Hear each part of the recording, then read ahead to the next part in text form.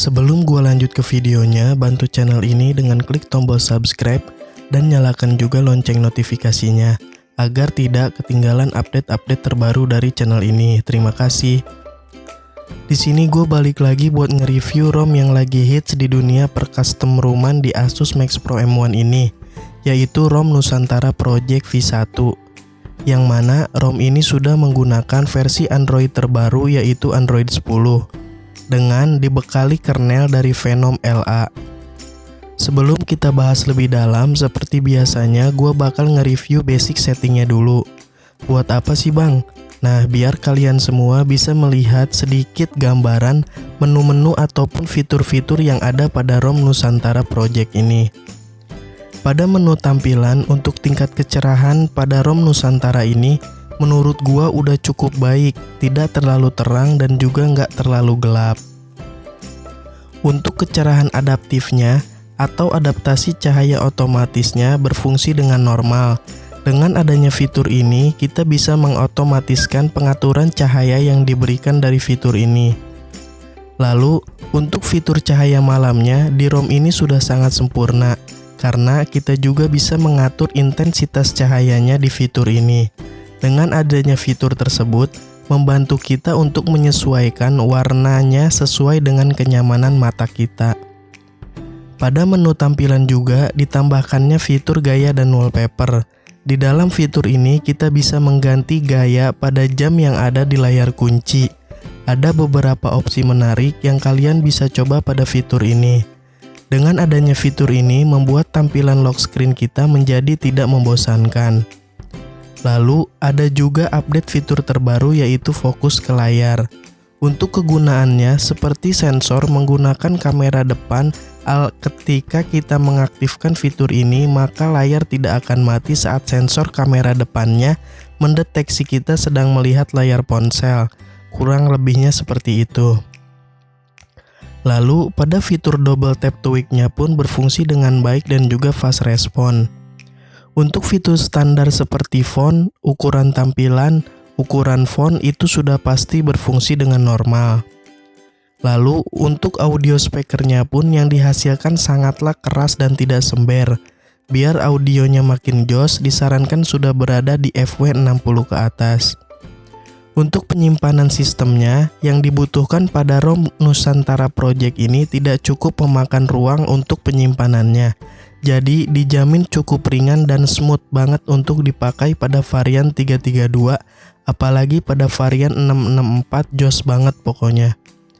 Pada menu penyimpanan juga terdapat fitur pengelola penyimpanan, yang mana fitur ini berfungsi untuk membantu mengosongkan ruang penyimpanan seperti foto atau video yang sudah lebih dari beberapa waktu yang ditentukan.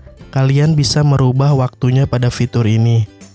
Lalu, pada menu sistem juga, seperti biasanya terdapat fitur gestur, yang mana tersedia 3 opsi navigasi bar. Yang pertama navigasi full screen, navigasi 2 tombol, dan yang terakhir navigasi 3 tombol. Dengan adanya fitur ini, kita bisa memilih jenis navigasi bar sesuai dengan kenyamanan kita masing-masing.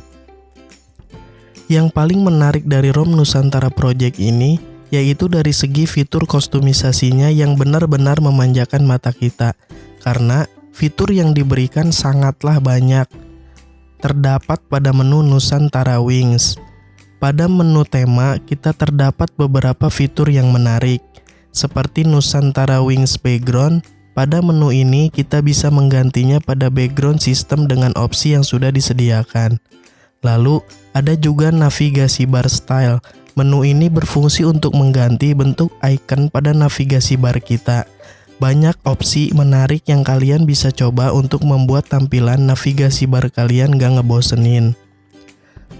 Pada menu tema, di sini kita diberikan beberapa tema yang cukup menarik dan pastinya akan membuat tampilan ponsel kalian lebih keren. Seperti Light, Google Dark, Pitch Black, dan masih banyak lagi yang kalian bisa coba varian temanya.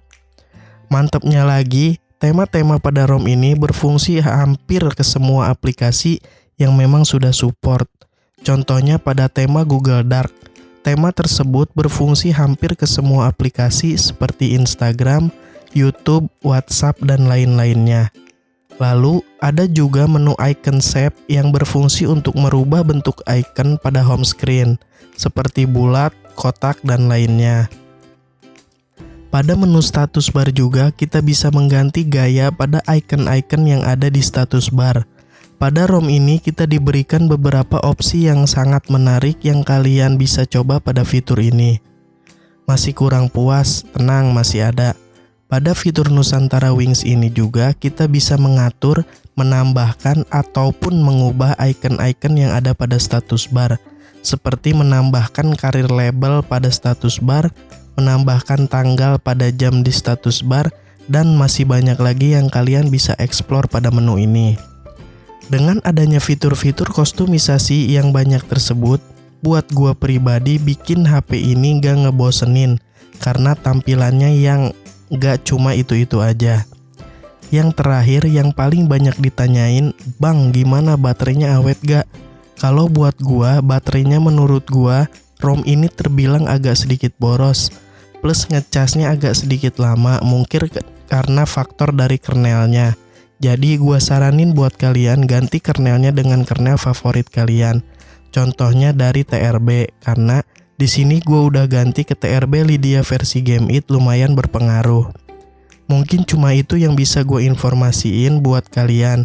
Semoga bisa menjadikan referensi untuk teman-teman semua dalam memilih custom ROM yang sesuai dengan kebutuhan.